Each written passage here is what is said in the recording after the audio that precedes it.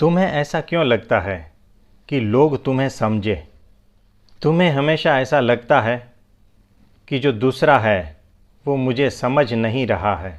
जो खुद को नहीं समझ रहा है वो दूसरों को क्या समझेगा?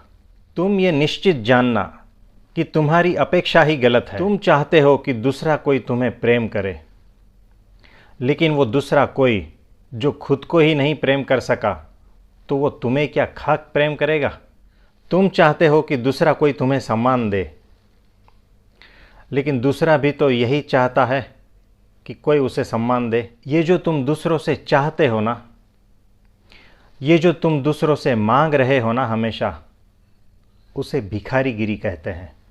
तुम कटोरा लेकर खड़े हो घर में, दफ्तर में, बाजार में, और भीख मांग रहे हो मान की, सम्मान की, प्रेम की। तुम्हें इतनी भी अक्ल नहीं है कि तुम जिसके सामने कटोरा लेकर भीख मांग रहे हो वो भी तुम्हारे सामने कटोरा लेकर ही खड़ा है। तुम्हें यह भ्रम क्यों है कि दूसरा कोई तुम्हें समझे, तुम्हें मान सम्मान दे, तुम्हें प्रेम करे? तुम थोड़ा होश में तो आओ। याद रखो, जिसने खुद को नहीं जाना है वो जिंदगी भर भीख ही मांगेगा। तुम प्रेम स्वरूप ही हो, मेरे कहने से नहीं।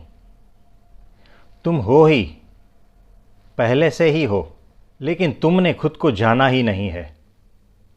तुमने खुद के स्वरूप को बिल्कुल ही नहीं जाना है, और इसीलिए ही तुम दूसरों से प्रेम की भीख मांग रहे हो।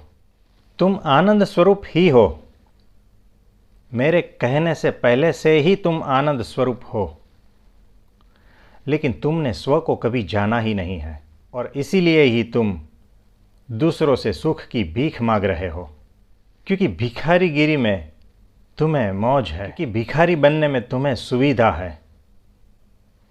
भिखारी बनने में तुम जिम्मेदारियों से मुक्त हो जाते हो।